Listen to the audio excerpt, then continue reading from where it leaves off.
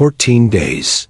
No food, no resupply, no radio contact, no extraction guarantee. 5 men walked into the Vietnamese jungle, knowing that every step could be their last no. Reinforcements. No backup, no safety net, only the jungle. Only their training. Only each other, and when they emerged, they had done what the most powerful military machine on Earth had failed to do in 18 months of relentless search and destruction. What you are about to hear was buried deep in Pentagon vaults for over 40 years, classified, sealed, locked away from public memory, because it defied everything modern warfare claimed to understand. March 1969, a 5-man Australian SAS patrol vanished into the triple canopy jungle on a mission so secret that even today their identities remain erased. No names, no photographs, no medals, no recognition. Only fragments, whispers, stories told in the shadows by men too afraid to speak openly. Their target was a North Vietnamese general whose intelligence network seemed almost supernatural in its effectiveness. Allied patrols ambushed before they arrived. Operations compromised before helicopters lifted off. Entire companies walking into prepared kill zones. Hundreds of soldiers killed because someone on the other side always knew what was coming. The Americans poured everything into this fight. Signals, intelligence, reconnaissance, aircraft, human sources. Early satellite imagery, millions of dollars burned every month in the hope of victory. And they found nothing. The Australians found him in 6 days and eliminated him without firing a single shot.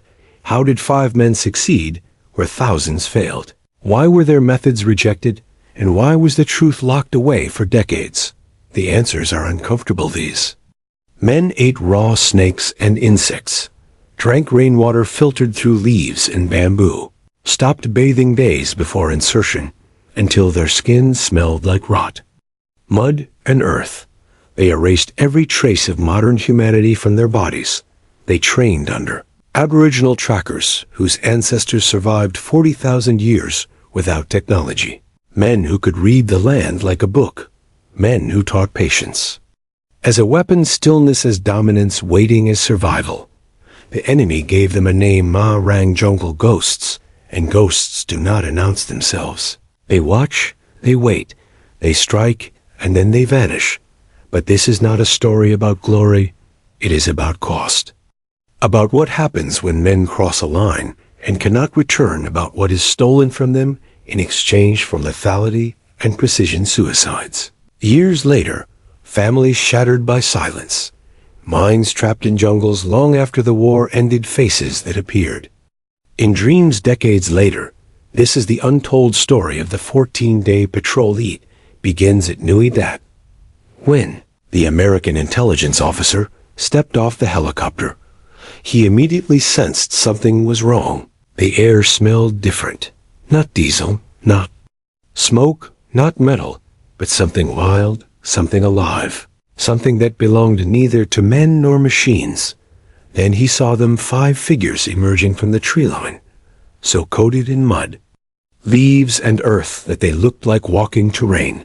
Their eyes hollow, their bodies slow, their presence unsettling. They had been gone 14 days. No contact, no support, living off the jungle itself.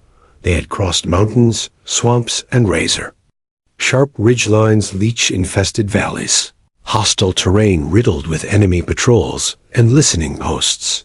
They had covered over 120 kilometers, evaded hundreds of enemy soldiers, and mapped an intelligence network that had humiliated American forces for 18 months.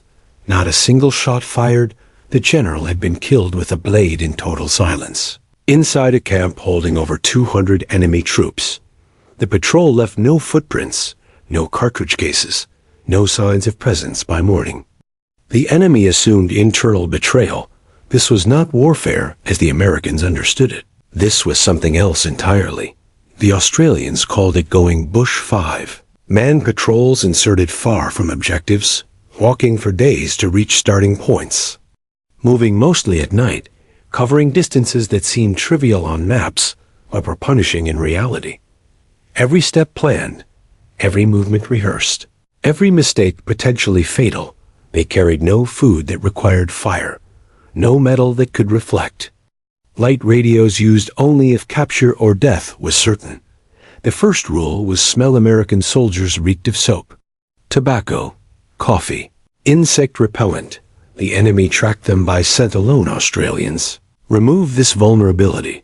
For days before insertion, they used nothing artificial. They ate local food, rubbed vegetation into their skin and equipment. By the time they entered the bush, they smelled like decay, earth, and rain. The second rule was sound. They learned to move without altering the forest. Birds did not scatter, branches did not snap. Even the rhythm of insects remained undisturbed. Every step measured, every breath controlled. Speech was replaced with hand signals, complex silent practiced until thought was unnecessary. The patrol functioned as one organism, but the greatest advantage was tracking. Aboriginal trackers taught them to see what others never noticed: bent grass, displaced stones, spider webs broken subtly, ant trails disturbed by human feet. The jungle spoke. They listened. On the fourth day, they found a trace, so small it seemed meaningless. 2 men passed here 36 hours ago. Heavy packs, no concealment. They felt secure that confidence would cost their commander his life. 8 days of observation followed, immobile, soaked in sweat and rain, bitten by leeches and mosquitoes, surrounded by venomous snakes and insects, unable to move, unable to speak, unable to even breathe. Above a whisper, they mapped routines, guard rotations, sleeping patterns, command behavior. One developed claustrophobia. Another felt insects crawling beneath his skin and would never leave. They saw the general, calm, respected, always alert, always guarded, except for one habit. Every evening, he walked alone to a stream. One bodyguard, same path, same timing. A moment of solitude. On the 12th day, the patrol moved 200 meters, took hours. Every leaf avoided, every sound controlled. They reached the ravine before dawn. They waited. Hours stretched into eternity. Insects crawled across faces. Muscles trembled. Breathing slowed to almost nothing. At 1847 he appeared. At 1852 he was gone. 4 seconds. 2 knives. Absolute silences. Filtration began immediately. Hours later, they froze. 40 enemy soldiers passed within meters. One stepped off the trail, looked directly at them. The patrol leader moved silent, efficient, final. At the moment followed him for the rest of his life. Extraction came at dawn on March 18th. 14 days after insertion, exhausted, changed, unrecognizable. The enemy command network collapsed. Allied casualties dropped by 40%. Lives were saved, but the damage followed the men home. One ended his life years later. One drowned memory in substances. One disappeared into the Australian outback.